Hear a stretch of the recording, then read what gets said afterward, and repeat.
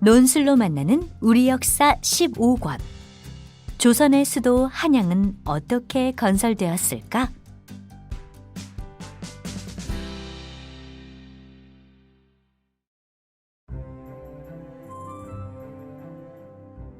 여는 이야기.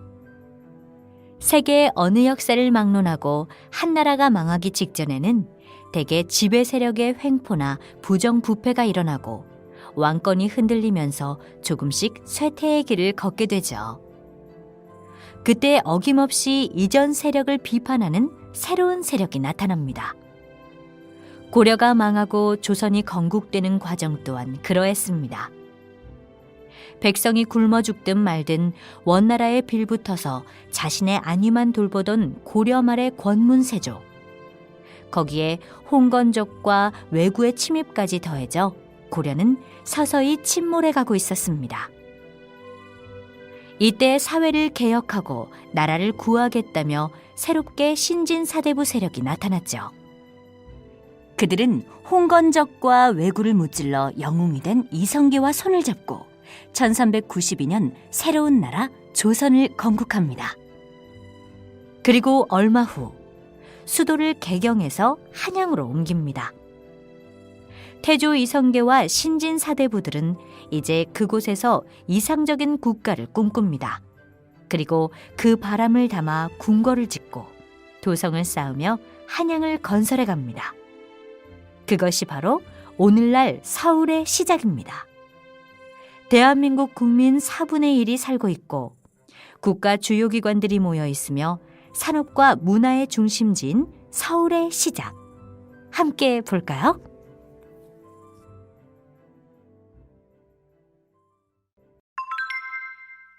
이성계는 어떻게 고려의 왕이 되었을까? 1392년 7월 16일 이성계의 집 대문 앞이 시끌벅적했습니다. 문을 열어주시옵소서. 한참 후 삐그덕 소리를 내며 문이 열렸습니다. 그러자 문 앞에 있던 사람들이 술렁거렸습니다. 드디어 나오셨다. 그런데 대문을 열고 고개를 내민 사람은 이성계가 아니라 어린 노비였습니다. 저기 지금은 주인 어르신께서 책 읽는 시간입니다. 자꾸 이렇게 떠드시면 제가 혼쭐이 납니다. 이 녀석아, 지금 책이 중요하니? 나라의 운명이 왔다 갔다 하는 순간에 나리도 참 저 같은 놈이 그런 것을 아나요. 제발 좀 그만 돌아가 주세요. 그때였습니다. 누군가 문 앞으로 다가서며 외쳤습니다. 마냥 기다릴 수 없으니 그냥 안으로 들어갑시다.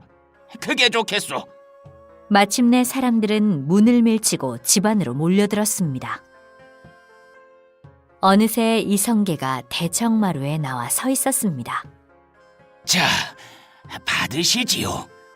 오늘부터 이 나라 고려의 국세는 전하의 것이옵니다. 전하라니, 이 무슨 말이오? 나는 왕이 될 생각이 없다고 하지 않았소.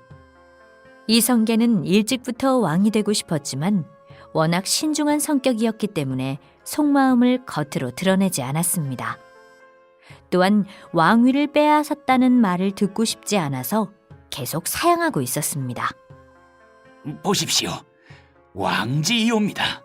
무능한 공양왕을 폐위하고 문하시중 어른을 새로운 왕으로 임명한다는 왕지이옵니다.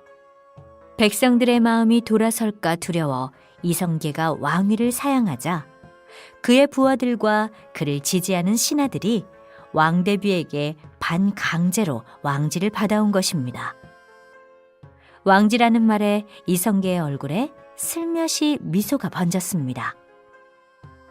이렇게 되면 내가 왕이 된 것은 왕실 어른의 명을 따른 것이니 백성들도 내가 왕위를 빼앗았다고는 생각하지 않을 것이다. 왕지라면 어쩔 수 없지. 이성계는 어쩔 수 없다는 듯한 표정을 지으며 왕지를 받기 위해 대청마루 아래로 내려갔습니다. 왕지를 받고 나자 이어서 고려의 국세가 이성계에게 전해졌습니다. 고려 만세! 세전하 만세! 그곳에 있던 모든 사람들이 환호했습니다. 다음 날 아침인 1392년 7월 17일, 수창궁 문 밖에는 고려의 모든 관리들이 줄을 지어 이성계를 기다리고 있었습니다. 이성계는 말에서 내려 천천히 궐 안으로 들어갔습니다. 내가 덕이 없고 능력이 부족하여 앞으로 어떻게 정치를 해나갈지 두렵소. 그래도 나를 옆에서 받들어주는 사람들을 믿고 새로운 나라를 열어보고자 하오. 그대들은 마음과 힘을 합하여 덕이 없는 이 사람을 도와주기 바라오. 이성계가 왕위에 오르는데 누구보다 공이 컸던 정도전은 감회가 남달랐습니다. 저는 수십 년간 이 날이 오기만을 기다렸습니다. 전하와 함께 하늘 아래 가장 살기 좋은 나라를 만들고 싶사옵니다.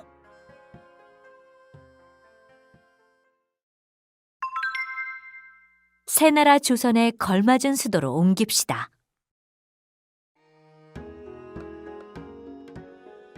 이듬해 이성계는 나라의 이름을 조선으로 바꾸고 조선의 제1대왕 태조가 되었습니다. 그리고 얼마 후의 일입니다. 전하, 정도전 영감이 드셨나이다. 어서 들라하라. 잠시 후 두 사람이 술상을 마주하고 앉자 이성계가 술상 위에 한 음식을 가리켰습니다. 경도, 이 음식을 알고 있소. 정도전은 이성계가 가리키고 있는 음식을 내려다보고는 심장이 덜컥 내려앉는 것 같았습니다. 그것은 돼지고깃국으로 당시 개경 사람들 사이에서 성게탕으로 불리던 음식이었습니다. 표정을 보아하니 알고 있는 모양이요. 태조는 쓸쓸한 표정으로 자신의 빈 술잔에 스스로 술을 따르며 말했습니다. 고려 왕조를 대신하여 새 나라를 세운 내가 그토록 밉단 말인가.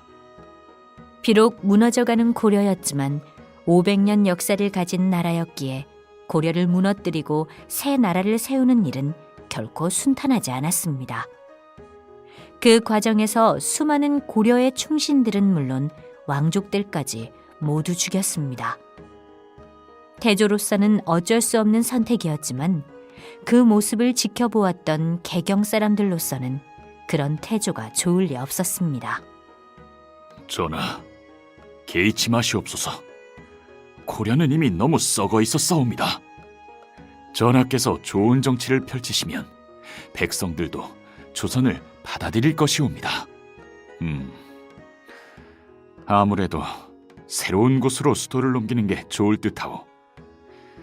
이곳 개경은 이미 망해버린 고려의 수도가 아니오.